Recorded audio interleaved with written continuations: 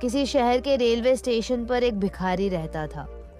वह वहां आने जाने वाली रेलगाड़ियों में बैठे यात्रियों से भीख मांगकर अपना पेट भरता था। एक दिन जब वह भीख मांग रहा था तो सूट बूट पहने एक लंबा सा व्यक्ति उसे दिखा। उसने सोचा कि यह व्यक्ति बहुत अमीर लगता है, इसे भीख मांगने पर यह मुझे जरूर अच्छे पैसे देगा। वह उस लंबे व्यक्ति से भीख मांगने लगा।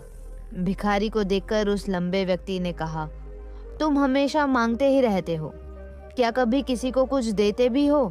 भिखारी बोला, साहब मैं तो भिखारी हूँ, हमेशा लोगों से मांगता ही रहता हूँ। मेरी इतनी औकात कहाँ कि किसी को कुछ दे सकूं। लंबा व्यक्ति बोला, जब किसी को कुछ दे नहीं सकते तो तुम्हें मांगने का भी कोई हक नहीं है।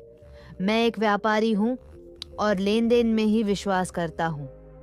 अगर तुम्हारे पास मुझे कुछ देने को हो तभी मैं तुम्हें बदले में कुछ दे सकता हूँ। इतना कहने के बाद वह लंबा आदमी ट्रेन में बैठकर चला गया। इधर भिखारी उसकी कही गई बात के बारे में सोचने लगा। उस लंबे व्यक्ति के द्वारा कही गई बात उस भिखारी के दिल में उतर गई। वह सोचने लगा कि शायद मुझे भीख में अधिक पैसा इसीलिए नहीं मिलता क्योंकि मैं उसके बदले में किसी को कुछ दे नहीं पाता हूँ। लेकिन मैं तो भिखारी हूँ, किसी को कुछ देने लायक भी नहीं हूँ। लेकिन कब तक मैं लोगों को बिना कुछ दिए केवल मांगता ही रहूँगा। बहुत सोचने के बाद उस भिखारी ने निर्णय किया कि जो भी व्यक्ति उसे भीख देगा उसके बदले में वह भी उस व्यक्ति को कुछ जरूर देगा। लेकिन अब उसके दिमाग में यह प्रश्न चल रहा था कि वह खुद भिखारी है तो भीख के बदले में वह दूसरों को क्या दे सकता है। इस बात को सोचते हुए 2 दिन हो गए, लेकिन उसे अपने प्रश्न का कोई उत्तर नहीं मिला था। तीसरे दिन जब वह स्टेशन के पास बैठा हुआ था तभी उसकी नज़र कुछ फूलों पर पड़ी जो स्टेशन के आसपास के पौधों पर खिल रहे थे।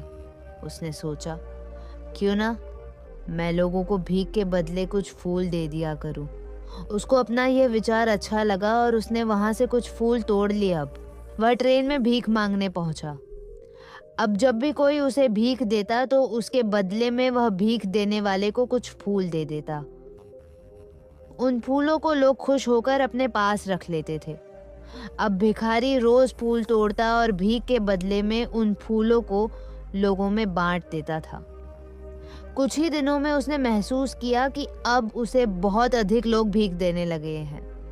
वह स्टेशन के पास के सभी फूलों को तोड़ लाता था। जब तक उसके पास फूल रहते थे तब तक उसे बहुत से लोग भीख देते थे, लेकिन जब फूल बांटते बांटते खत्म हो जाते तो उसे भीख भी नहीं मिलती थी। अब रोज ऐसा ही चलता रहा। एक दिन जब वह भीख मांग रहा था तो उसने देखा कि वही लंबा व्यक्ति ट्रेन में बैठा है जिसकी वजह से उसे भीख के बदले फूल देने की प्रेरणा मिली थी। वह तुरंत उस व्यक्ति के पास पहुंच गया और भीख मांगते हुए बोला, आज मेरे पास आपको देने के लिए कुछ फूल है। आप मुझे भीख दीजिए तो बदले में मैं आपको कुछ फूल दूंगा। उस लंबे व्यक्ति ने उसे भीख के रूप में कुछ पैसे दे दिए और भिखारी ने कुछ फूल उसे दे दिए। उस लंबे व्यक्ति को बात बहुत पसंद आई। वह बोला, वाह क्या बात है, आज तुम भी मेरी तरह एक व्यापारी बन गए हो। इतना कहकर फूल लेकर वह लंबा व्यक्ति अपने स्टेशन पर उतर गया। लेकिन उस लंबे व्यक्ति द्वारा कही गई बात एक बार फिर से उस भिखारी के दिल में उतर गई। वह बार बार उस लंबे व्यक्ति के द्वारा कही गई बात के बारे में सोचने लगा और बहुत खुश होने लगा। उसकी आंखें अब चमकने लगी। उसे लगने लगा कि अब उसके हाथ सफलता की वह चाबी लग गई है जिसके द्वारा वह अपने जीवन को बदल सकता है। वह तुरंत ट्रेन से नीचे उतरा और उत्साहित होकर बहुत तेज आवाज में ऊपर आसमान की तरफ देखकर बोला, मैं भिखारी नहीं हूँ, मैं तो एक व्यापारी हूँ, मैं भी अमीर बन सकता हूँ। लोगों ने उसे देखा तो सोचा कि शायद यह भिखारी पागल हो गया है और अगले दिन से वह भिखारी उस स्टेशन पर फिर कभी नहीं दिखा। लेकिन 6 महीने बाद इसी स्टेशन पर 2 व्यक्ति सूट बूट पहने हुए यात्रा कर रहे थे।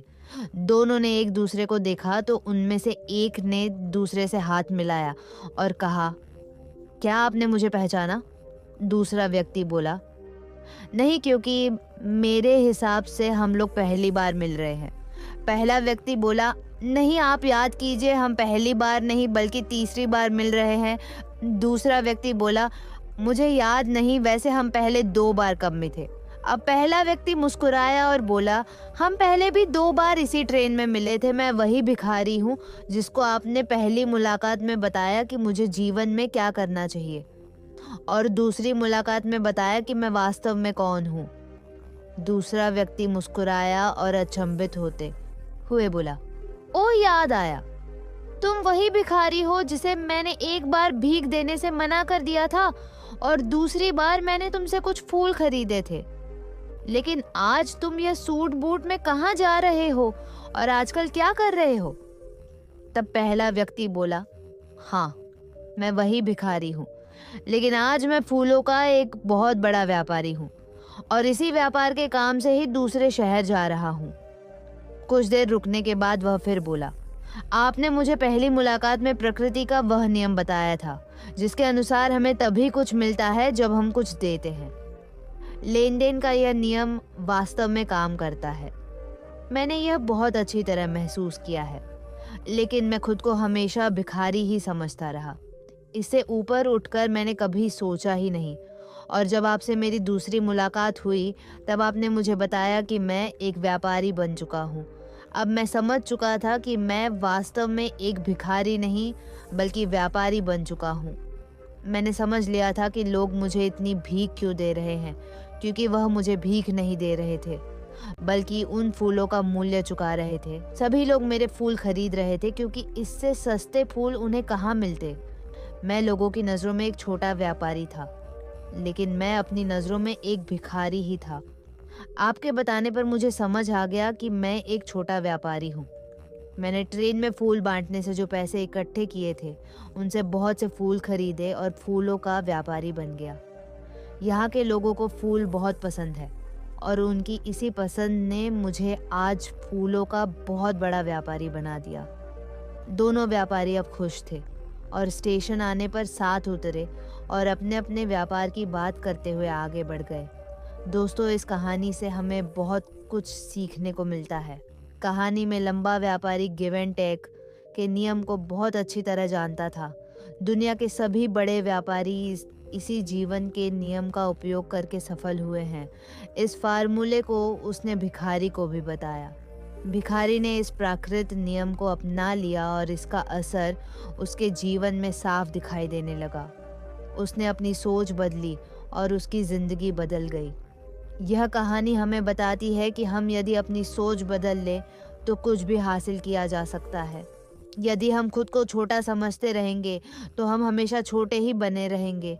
बड़ा बनने के लिए हमें अपनी सोच को बदलना होगा और खुद के बारे में बड़ा सोचना होगा।